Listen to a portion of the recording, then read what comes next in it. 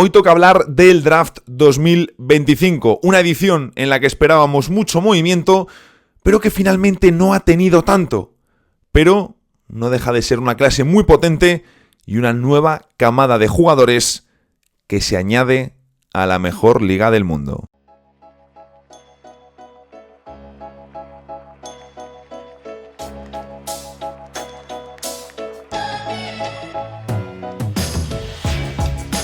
Hoy es viernes 27 de junio, hemos tenido la segunda ronda del draft el jueves por la noche. Ya sabéis que el draft se ha dividido en dos noches. Tenemos la primera ronda en la noche del miércoles al jueves y la segunda ronda en la noche del jueves al viernes.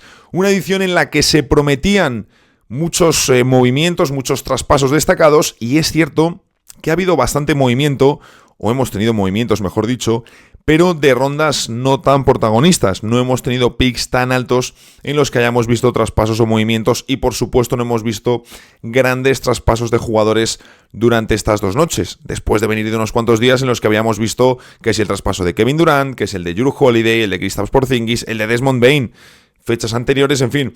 Había mucho movimiento, sabemos que además hay bastantes equipos interesados en moverse, pero oye, luego no es tan sencillo realizar traspasos en la NBA como lo pueda ser en nuestra cabeza. Aún así, hoy toca revisar lo que nos ha dejado este draft, y no con lo típico de oye, ganadores o perdedores, y que os lo diga yo desde una perspectiva NBA, sino que traemos a una persona que conoce muy bien los nombres de las promesas que se incorporan a la NBA y que nos puede dar su visión, su expertise, su conocimiento, como os digo, desde la posición de una persona que se dedica a seguir y a ver la evolución de los chavales jóvenes durante todo el día, durante toda su vida, no solo cuando llega el mes del draft que me pongo a preparar contenido en específico. Hablamos de una de las personas que más sabe de draft y que, bueno, tenía muchas ganas de traer aquí al podcast porque es un buen amigo y que seguro también volverá más adelante. A disfrutar mucho de este episodio, uno en el que, como digo, revisamos el Draft 2025 con un invitado muy especial. Bienvenidos a The Hustle Podcast.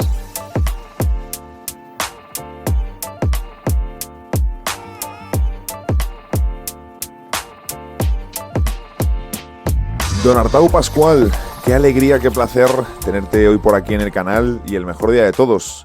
Ya una vez ha terminado el draft, ha terminado la segunda ronda, y antes de meternos con algunas cuestiones en específico que te quiero hacer, me gustaría que te presentases brevemente para la gente del canal, para que sepan un poquito quién eres y que te puedan situar. Buenas, Nacho. Lo primero, muy contento de estar contigo. Soy una persona muy feliz a esta hora de la mañana, porque ya sea en Berlín, en Madrid o en tu canal, me encanta compartir tiempo contigo. Y después, bueno, por otra parte, soy básicamente un scout de baloncesto. Es un buen punto de partida. Trabajo con clientes americanos. Si alguien quiere ver la parte más visible de mi trabajo, en este caso pueden dirigirse al portal de scouting de Eurohopes, donde tienen, pues, lo que digo, lo que es una pequeña parte de lo que hacemos, básicamente orientado a universidades. Y después, pues bueno, como todo el mundo, tratando de hacernos un hueco en este mundo. Muchos años ya ahí, bueno, me he quedado hasta un poco pillado, ¿no? De ser tan temprano a primera hora, no sabía muy bien lo que iba a decir, pero muchos años ya trabajando y dedicándote sobre todo a la parte más centrada en los jóvenes, en talento joven y en todas estas jornadas que vienen. Creo, si no me confundo por lo que te he ido leyendo por el grupo, tú eres fan de este draft. Sí, es una clase muy profunda. Obviamente, pues te puedes empezar a frustrar más cuando pretendes que sea una clase con 5 o 6 All-Stars. Esto nunca se sabe, y más ahora mismo que vivimos en una época en la que la NBA pues tiene una gama de talento muy amplia. Hay muchos jugadores que pueden meter mucho y tener mucho impacto, pero sí que es una clase con un pool, con una piscina muy amplia de jugadores que tú proyectas que pueden tener una buena carrera. Y al final tú, cuando drafteas, siempre intentas buscar jugadores de impacto que creas que te puedan ayudar a ganar. Entonces es una gran carta de presentación para esta clase. Mira, de hecho me dejaron ayer un comentario en el directo que te traigo tal cual. Me pusieron: Nacho, en este draft, a excepción de Cooper Flag y del top 3, el draft baja un montón. Bueno, baja también porque quizás hace mucho tiempo que no teníamos a un pick 2 tan fuerte como Dylan Harper. Y bueno, pues el pick 1 de Cooper Flag se ha metido en conversaciones no es mi opinión, pero se ha metido en conversaciones con el mismísimo Wembanyama al orden, Mm. cuando hablamos del alcance que puede tener. Entonces hablamos de un 1 y un 2 superpotentes. Y luego a partir del 3 pues sí, lo que se decía, ¿no? Seguramente Ace Bailey se ha ocupado él mismo de ir quitándose de según qué conversaciones. Y después, pues el resto de jugadores tienen unas virtudes muy claras, que son las que les permiten estar arriba, pero también ahora mismo, con la sobreexposición y lo fácil que es ver todo de los jugadores, también tenemos muy claros sus defectos. Lo de Bailey ha sido muy llamativo. Es cierto que en muchas ocasiones tenemos jugadores, ¿no?, que empiezan o la temporada anterior o hace un par de años les tienes muy arriba y luego se caen. Pero aquí hemos tenido lo de rechazar workouts, lo de varios equipos que ni siquiera han querido entrenar con él. ¿Qué ha pasado con Ace Bailey? Que yo también te he leído algunas cosas de que a lo mejor no te convence demasiado, pero ¿qué pasa aquí con este jugador o qué está sucediendo? Y bueno, y me gustaría, si puedes, reproducir la comparación que pusiste hace unos días por el grupo, que la verdad que me hizo mucha gracia. No me acuerdo de la comparación ahora mismo. Tendrás que echar un cable con esto. Seguramente la pueda justificar. Y después, por otra parte, lo que ha pasado con Ace Bailey, ya yendo un poco a la reflexión general, es que yo no había visto nunca, y tiene mucho sentido en la NBA actual, un enfoque tan del perfil de agencia libre en un draft. Es la primera vez. Habitualmente los jugadores, por norma general, obviamente, porque es la primera oportunidad de dar una primera impresión que tienen en la liga, buscan pues garantizarse eso, ¿no? Estar bien, quietecitos, tranquilos durante 4 años en un equipo y luego poder firmar esa extensión en el mejor de los casos con el equipo que más le pueda pagar, que es el equipo que le ha drafteado. En el caso de Ace Bailey, pues hemos visto como su escala de prioridades ha sido muy distinta. Ha sido, bueno, pues él ha tratado de escoger o de ir descartando puestos. Esto también afecta ya no solo ahora, sino que a futuro, para próximas agencias libres y todo, van a saber que el jugador pues, puede ser según como algo incendiario a la hora de escoger su Mm. destino. Y bueno, pues ha entrado dejando huella en la competición. Yo te diré que también, por otro lado, yo entiendo que él no quiera jugar en Utah, ¿no? Yo solo esa parte la puedo entender, ya no solo por la ciudad, sino porque los Jazz llevan unos cuantos años una reconstrucción interminable y que parece que tampoco tiene sentido. Me gustó que pusiste en el grupo. Su problema es que no es tan bueno, está más cerca de lo que la gente se cree de ser Tim Hardaway Jr. midiendo 2,08. Sí, claro, era una exageración, obviamente, Sí, pero al final me si hizo nos quedamos gracia. con él, si nos quedamos con él, además, si la puse el día 23, si la puse durante la verbena, probablemente muy bien no estaba, no me acuerdo. Pero bueno, sí, al final a lo que iba, y yendo un poco a la síntesis del caso, es que es un jugador que tiene una facilidad tremenda para anotar, como tienen muchos jugadores, pero que al mismo tiempo también puede incurrir en muchos malos hábitos, como puede ser el exceso de bote para crearse sus propias posibilidades, que su juego realmente no le viene tan fácil como a muchos otros anotadores top de la NBA, y luego que, pues bueno, cuando tú eres un jugador que eres proclive a tener el balón, debes tener una capacidad de activar al resto y de traer beneficios al resto del equipo que justifique que tú tengas el balón. Ahora mismo estas tres cosas con Ace Bailey son complicadas de proyectar, básicamente porque es que tampoco las hemos visto en Rodgers este año. Les pasa también mucho, creo que a jugadores norteamericanos, al final es un país que produce con mucha facilidad ese perfil de anotador, pero luego son anotadores que les puede costar más integrarse en un sistema colectivo, que les puede costar más hacer otro tipo de cosas, ¿no? Creo que lo más difícil es precisamente conseguir talento que de por sí solo de forma autónoma te consiga puntos, pero también a veces es complicado de encajar, ¿no? Y Europa está llena también de anotadores que vienen de Estados Unidos con más o con menos éxito y que no tienen tampoco hueco en la NBA. Te quiero preguntar... Sí, Sí, no, claro. esto lo Dime. sabrás mejor tú que vives el día a día de la competición, pero es que vivimos en una época en la que igual tenemos un récord, si no fue este año, fue el pasado, de jugadores por encima de los 20 puntos por partido. Ujú. Sí, no, estamos en la época con más jugadores por encima de esa marca y para mí yo siempre lo sigo diciendo que aparte de que Estados Unidos de momento sigue siendo, cuando vemos las selecciones, también la absoluta, sigue siendo el equipo más potente a nivel físico, aunque ahí sí que hay selecciones que le van recortando y desde luego Francia con buen Wembanyama y todos los que están sacando, ahí yo creo que sí que les van a recortar, pero para mí otra diferencia enorme es que sigue siendo el país número uno produciendo anotadores, ¿no? Y al final es lo más complicado del baloncesto, que tú le des la pelota a un tío y que sin sistema, sin nada ni tal, te meta la pelotita en el aro. Pero, bueno, no siempre juegan de la manera, ¿no? Esta concepción que tenemos en Europa de la manera correcta de jugar al baloncesto, ¿no? Lo que pasa que también lo pensamos así porque es como se juega aquí, ¿no? Y entiendo que también estamos condicionados por ello, ¿no? Pero al final el baloncesto de Estados Unidos a mí me gusta, se resume un poco en la canasta que mete Durant para ganar a Serbia en las semifinales, ¿no? Oye, déjate de sistemas, de historias, dame el aclarado y le voy a meter la canasta porque soy mejor que él, ¿no? Te... Sí, no. 100%. Efectivamente, cuanto menos talento tienes, no más necesitas que entre el colectivo, el equipo y buscar esas situaciones ideales de lanzamiento. Te quería preguntar, así simplemente, ¿cuáles son tus nombres que tú dices, ostras, este tío, cómo ha caído tanto en el draft? A ver, no es decir, no es por pasarme de bufandero, pero siempre el primero en el que pienso en por qué ha caído tanto en el draft siempre es Hugo González. Básicamente porque a lo largo de los años, yo he visto a Hugo, desde que estoy metido en el mundo del scouting en serio, he visto a Hugo 3 veranos seguidos y 3 años seguidos y no he visto es decir, cuando estos chavales que ahora han estado europeos en NCAA han estado jugando en Europa, no he visto que fueran claramente mejores como proyectos ni claramente mejores como suelo, ¿no? Entonces, bueno, no estoy diciendo que ahora mismo no hay algún proyecto mejor, es decir, hay debate para cada uno, especialmente para Ecor Deming, seguramente, pero de todos modos sí que en una liga que valora mucho la cuestión del impacto, Ujú. pues seguramente deberíamos haber visto a Hugo salir algo más arriba. Luego, otros nombres que probablemente podrían haber salido más arriba. Bueno, esta noche ha salido Maxime Reynaud en el pick 42, un pivot que es un pivot francés que estaba en Stanford. Bueno, pues seguramente cuando hablamos de un pivot que ha estado tirando el 35% y que tiene una capacidad de meter el balón, es decir, de poner el balón al suelo y jugar a partir de aquí, que no habíamos visto, Ujú. que es bastante inaudita en esta clase. Pues bueno, seguramente hablamos de un jugador que debería haber salido más arriba, ya simplemente por esa capacidad de hacer esto, de tener esta fluidez que tiene. Y después por el resto, bueno, realmente el problema es que hay pocas sorpresas, si se lo quieres decir así, Ujú. Sí.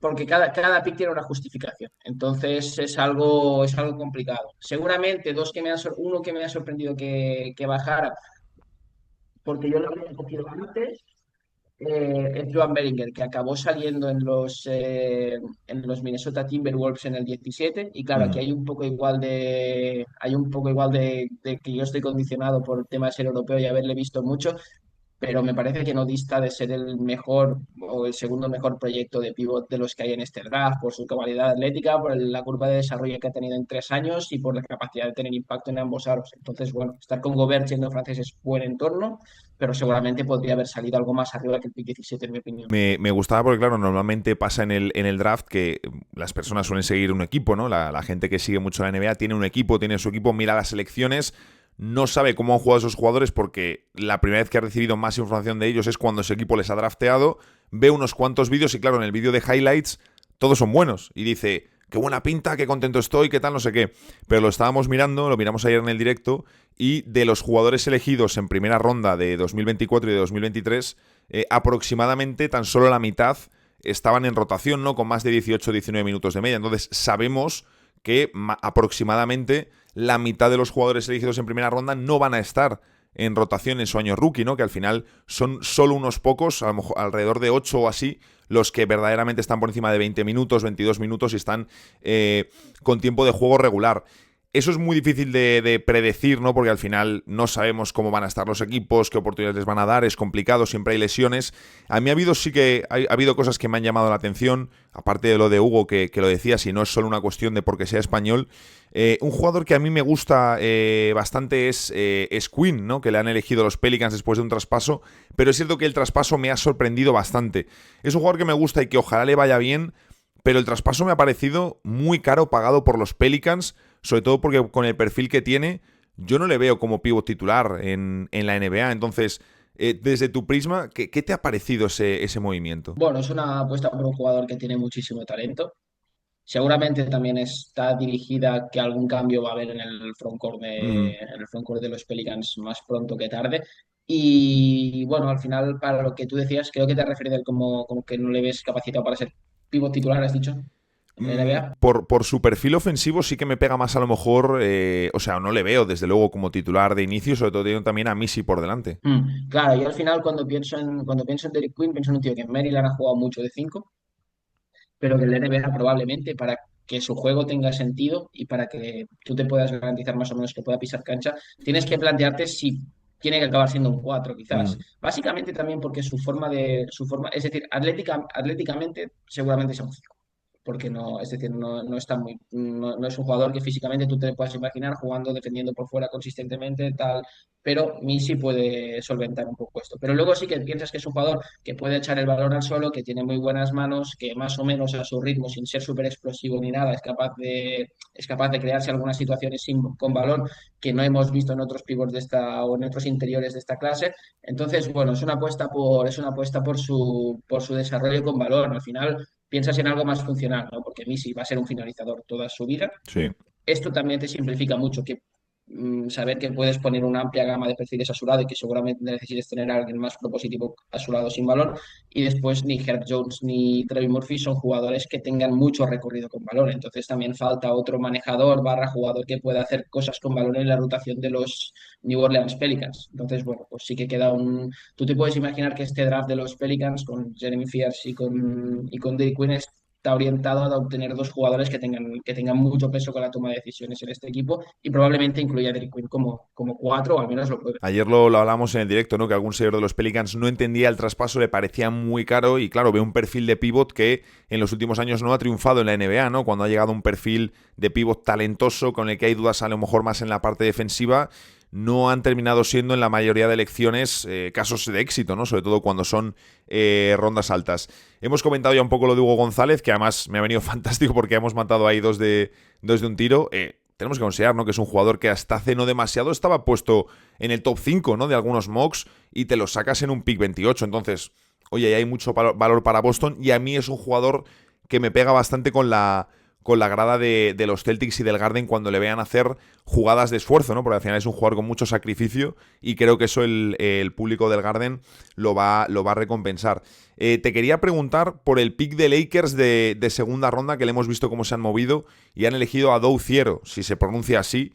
¿Qué le puedes decir al seguidor de Los Ángeles Lakers sobre este jugador? ¿Va a ser su nuevo Austin Reeves, su nuevo Alex Caruso? Me refiero a caso de éxito, porque han subido en el draft a por un jugador que estaría entre sus opciones principales, no sé si sería su opción número 1, pero al final te has subido a ese pick de Chicago Bulls para poder escoger este jugador que a lo mejor la primera temporada no va a tener tantos minutos, pero que entiendo el plan será ir dándole entrada y que esté en el medio plazo de Lakers. Bueno, Aducio es uno de los jugadores más disruptivos de esta clase, es lo bueno que tiene. Es un chico que desde esa posición de combo forward un poco tiene un valor muy alto haciendo que pasen cosas en defensa. Entonces, ya para los Lakers tener a un tío que tú sepas que va a producir en los márgenes del juego pues tiene mucho valor. Ujú. Y después, pues bueno, tiene una serie de carencias ofensivas que son importantes, pero como tú cuando juegas al lado de Doncic y LeBron vas a tener una cantidad, si te mueves medianamente bien, de cortes, o rebotes ofensivos y tiros abiertos, pues mayor que en la mayoría de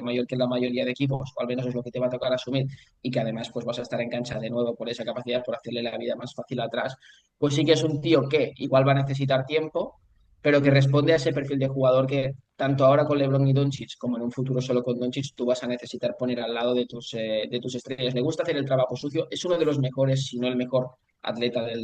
atleta de la segunda ronda y te diría que uno de los mejores del draft. Y bueno, le veo perfectamente teniendo recorrido e incidencia. Igual este año es uno de estos chicos que va entrando y saliendo de la rotación en un Ujú. perfil de especialista y bueno, pues en un futuro estableciéndose como algo más. Quizás hay éxitos, hay modelos, es decir, es un modelo que ha tenido cierto éxito en la NBA. ¿Con quién lanzarías para que el señor de los Lakers le pueda tener en la cabeza, con quién le lanzarías una comparación, no tanto por rendimiento, sino por perfil? Esto no te lo sé decir muy bien. Sí que, ya te digo, me responde ese perfil de alero defensivo que aún no le Ujú. puedo poner la etiqueta de 3&D porque hay que ajustar Claro. muchas cosas para que puedas meter triples a nivel NBA. Pero ahora mismo, como ese alero de perfil defensivo con mucho recorrido. No te Po- puedo tirar un nombre, no porque no quiera, sino porque soy muy malo en esto. ¿Podría ser una especie de Tumani Camará cuando llega a la NBA?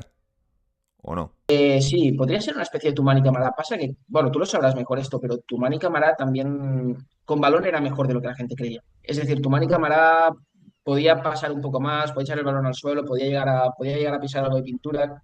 Quiero, para mí tiene un puntito más de atleticismo, menos comprensión del juego, Ujú. pero sí que el rol es ese, porque al final Tumani, por lo que va a hacer carreras, por lo que hace atrás. Sí, sí, sí, sí, sí. De hecho, cuando llega a Phoenix, cuando llega a Phoenix, están ilusionados en Arizona con cámara, pero sale ese mismo verano en el traspaso de Damian Lillard, en el que entra también de Andre Ayton.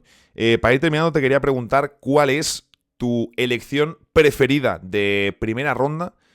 Y no te digo la que te parece más un desastre, pero sí la que más te hace dudar. Que cuando tú la has visto has dicho, puf, no entiendo por qué esta front office, por qué esta directiva ha ido en esta dirección, no entiendo por qué a lo mejor podrían haber bajado unos cuantos puestos y haber elegido a este jugador, no sé si me pega, no sé si tal, desde tu punto de vista, ¿de acuerdo? Porque al final esto creo que es muy importante porque luego muchas veces sucede que se publica un mock y que ese mock lo utilizan los directivos, lo utilizan tal, se dejan influir por estas cuestiones, pero luego las personas que estáis trabajando con los talentos que les seguís durante el año sois los que realmente conocéis cómo progresan sus puntos débiles, podéis hacer un análisis mucho más detallado y no estáis diciendo lo que dice todo el mundo. Entonces, fuera de lo obvio, fuera de un Cooper Flag, fuera de un Dylan Harper, que son los grandes nombres y a los que se tiene más manejados, ¿cuál es tu elección preferida y la que menos te gusta de primera ronda? Empiezo por la que no es exactamente menos me gusta, pero el tiempo dirá que ese es el pick 16 de los Portland Trail Blazers. Es decir,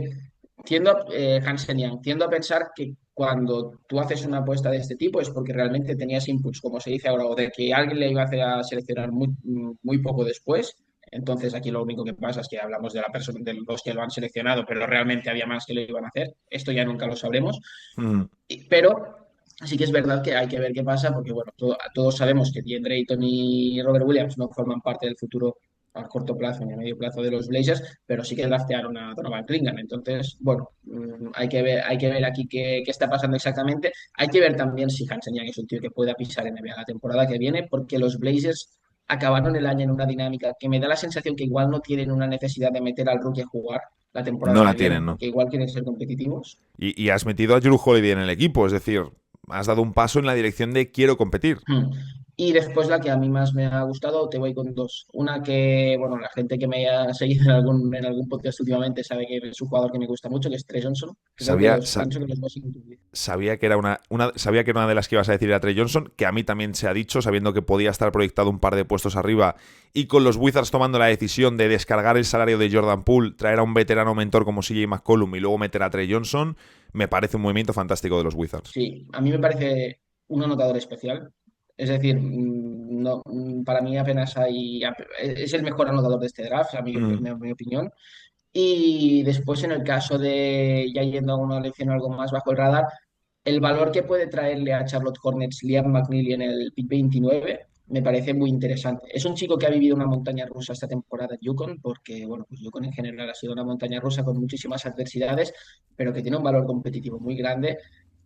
Con los Hornets hay un pequeño problema, que es que cada año nos parece que han drafteado bien y luego hay algo que se tuerce una vez empieza la temporada.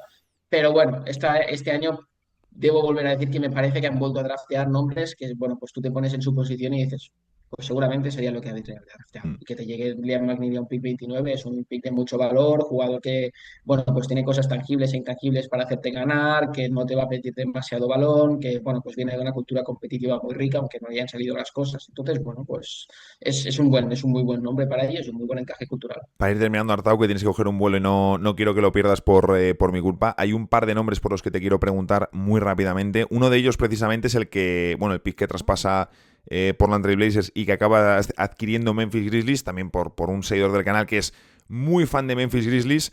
Cedric Coward, ¿qué input le das de este jugador? También sabiendo que los Grizzlies les ha ido bastante bien en los últimos drafts y que es un equipo que se le está dando bastante bien draftear en picks medios, ¿no? Elegir un jugador y que bastante rápido está en dinámica de equipo y aportando. Bueno, es un pick extraño, porque Cedric Howard sí que es verdad que había vuelto bastante loco a todo el mundo en el Combine. Es un jugador con unas medidas bastante tremendas, que había hecho buenos números en tiro y que además al inicio de temporada, antes de lesionarse, pues había hecho un muy buen trabajo con Washington State.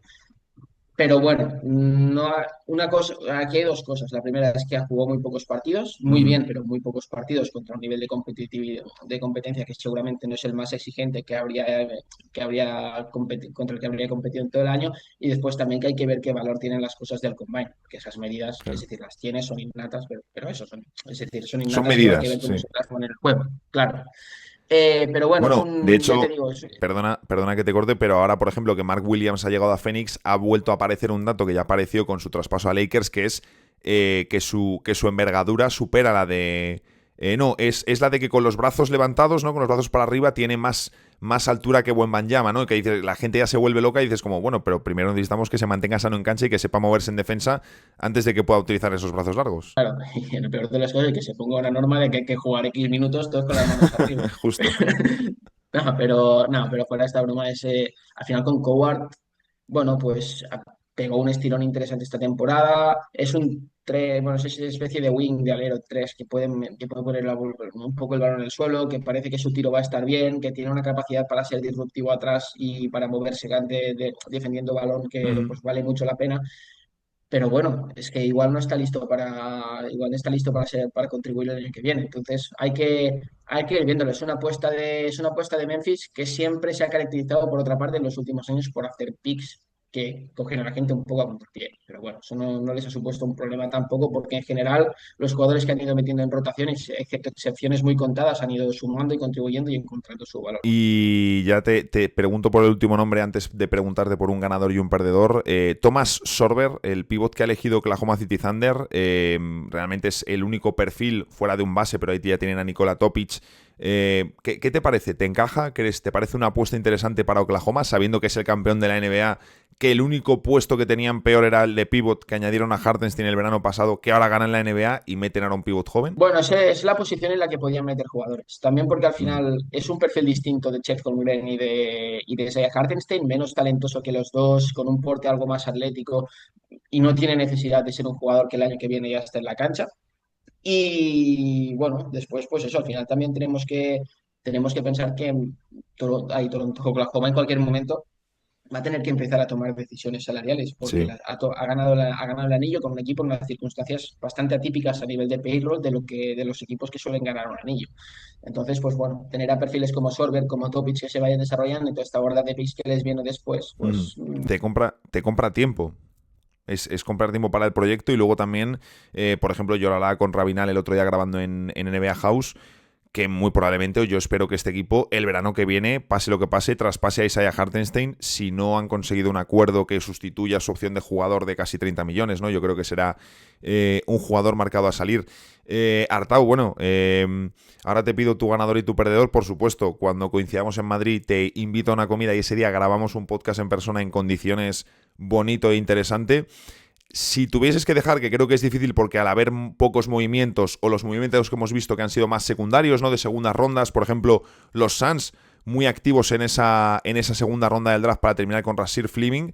No sé qué te parece todo eso, pero ¿sabrías darme un ganador y un perdedor fuera de lo obvio, no fuera de decir, vale, pues un ganador Dallas Mavericks, ya lo fue con la lotería, sabíamos que iba a acabar Cooper Flag. Se hablaba mucho de San Antonio Spurs moviéndose, terminan con Dylan Harper y ahora es cierto que tienen un backcourt pues demasiado lleno, ¿no? Hay muchos jugadores bajitos que tenemos que ver cómo lo terminan realizando. Se hablaba de Filadelfia bajando en el draft, de equipos que querían subir. Finalmente ese movimiento en zonas top no se ha dado, que te puede permitir mejor dilucidar quiénes son ganadores y perdedores. ¿Sabrías o crees que se puede dar algún ganador y un perdedor de este draft? bueno, a ver, ganador te podría decir por el valor que le doy al jugador y por el tema de haberse librado de Jordan Poole, que me parece que los Wizards como ganador ha sido un poco raro. Pueden haber salido muy bien de este draft, lo mismo con los Hornets si se dan ciertas circunstancias. Y también, ¿por qué no? Podríamos hablar de cómo pueden ir las cosas para Atlanta en un Mm. futuro, aunque bueno, está más relacionado el tema de Atlanta con todo el movimiento que han hecho pre-draft, bueno, pues se han hecho con Porzingis y tal, Sí. y entonces, pero bueno, también tiene relación hasta cierto punto. ¿Te, Y te después, gusta, no te lo, te gusta, por ejemplo, Spurs aparte de Dylan Harper, luego con la elección de Bryant? Sí, sí, me gusta. Pasa que, bueno, al final he tratado de omitir a Dallas y a San Antonio porque Sí, con el por... uno y el 2 es muy jodido no salir ganador del draft. Algo Sí, muy sí. raro tienes que hacer.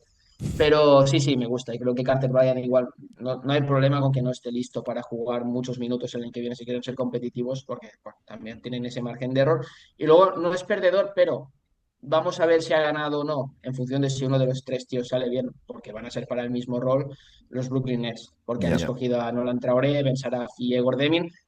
Egor sí que pienso que dentro de que tú vas a darle repeticiones con balón, y más aún siendo un picocho, le deben ver más como un 3 que como un uno, que Ujú. esto me parece un debate interesante y que no se ha mencionado mucho con Egor. A mí Egor tiene bastantes cosas que me recuerdan a algo hasta cierto punto a Franz Wagner, más que a otros bases escoltas que has ido mencionando de perfil alto, sobre todo también la intuición defensiva, que me parece de muy alto nivel y algo que se va a valorar mucho con él. Y después, bueno, pues eso de Nolan Traoré y Ben Saraf, pues vamos a ver, al final los tres son manejadores que tienen problemas graves con el tiro.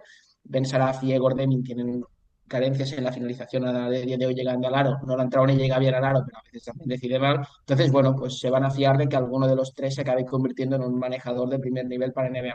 Y esto es lo que va a dictaminar un poco lo que puede, o que Gordemin se convierta en ese tipo de tres que decía yo también. Es lo que va a determinar un poco el éxito o la mala suerte de este draft para ellos. Te robo la última, Artau, que es que me van surgiendo cosas porque vamos pillados de tiempo, pero es que si no te estaría preguntando 2 horas. ¿Qué te ha parecido lo de los Suns con todos esos traspasos que han sacrificado rondas de futuro para terminar subiendo y hacerse con Rasir Fleming? ¿Te parecen buenos movimientos? ¿Te parece una apuesta interesante? ¿Crees que encaja? ¿Crees que merece la pena todos estos movimientos para hacerte con este jugador? Solo habéis acabado con Russell Fleming, ¿verdad?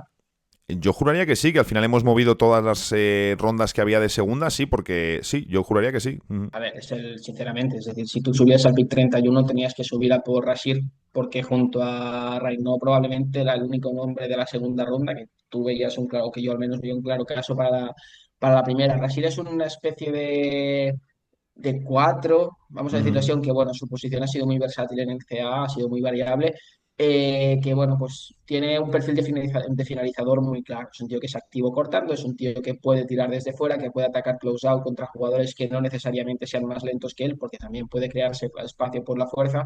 Entonces, bueno, es un tío que tiene recorrido como jugador que tú quieras poner a atacar de cara. Es un buen pick. Es un buen pick. Es un valor de primera ronda en un pick 31 con todo lo que trae salarialmente, que suele ser buenas connotaciones para un equipo NBA. Así es, un contrato que es muy sencillo de controlar para la franquicia y si Artau me dice que es un buen jugador, oye, yo me quedo muy tranquilo y muy satisfecho entonces con lo que han hecho los Suns. Artau, muchísimas gracias por este rato, no te robo más tiempo que tienes que coger un vuelo. Un placer tenerte aquí este ratito en el canal y lo dicho, en cuanto coincidamos ese día, comida, repetimos como en Berlín, pero una comida un poquito más copiosa y grabamos un buen episodio tranquilamente. Hablamos de temas interesantes de baloncesto y de la vida. Nacho, muchas gracias a ti por dejarme pasarme por aquí. Y nada, ahora me voy para Suiza, que empieza el Mundial Sub-19 sábado, 28 de junio, y hay que estar por allí para ver qué se cuece para el próximo draft y empezar a Eso es. pensar si no es que Ace Bailey no quería ir a Utah porque el año que viene igual está J.J. Avanza. Claro, es que no, es que hay muchas cuestiones, es que aquí solo vemos una parte de la película, entonces, oye, hay que estar ahí haciendo ese trabajo y al final eso es lo importante, ¿no? Ya no es solo una persona que hace contenido que cuando se acaba el draft de 2025 se pone a pensar en la agencia libre, tal, no sé qué, sino que al final Artau es una persona que se dedica a seguimiento de jóvenes promesas. Así que lo dicho, Artau, un placer tenerte por aquí en el canal y seguro que te tendremos por aquí también muy pronto.